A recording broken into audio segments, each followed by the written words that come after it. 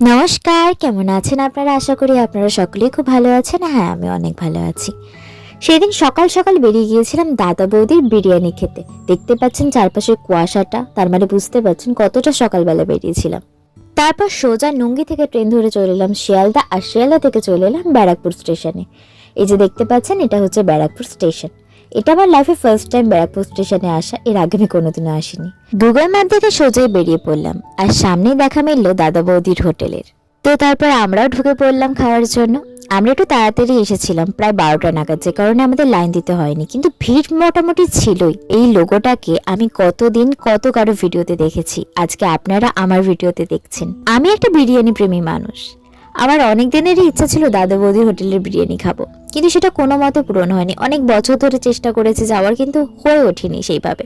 কিন্তু সেই দিন আমি ভেবে নিয়েছিলাম যে আমি যাবই, যে কারণে সোজা বান্ধবীর হাত ধরে চলে এসেছিলাম। এখানে এসে আমি অর্ডার দিয়েছিলাম একটা মাটন বিরিয়ানি আর একটা চিকেন বিরিয়ানি। মাটন বিরিয়ানিটার দাম নিয়েছিল 360 টাকা, আর চিকেন বিরিয়ানিটার দাম নিয়েছিল 250 টাকা। ওরা দিয়ে চলে গিয়েছিল দুটো জলের বোতল আর স্যালাড, তার সাথে তাদের স্পেশাল ধনেপাতার চাটনি।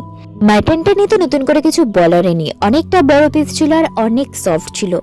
আর চিকেনটাও সেম, অন্যান্য দোকানের তুলনায় চিকেনটা অনেক সফট ছিল, কারণ আমরা জানি হাড়ের মাংস নরম হয় আর নর্মাল যে মাংস হয় সেটা একটুখানি শক্ত হয়, কিন্তু এখানে সেটার কোনো ব্যাপারই ছিল না। এই মাংসটাও অনেক সফট ছিল।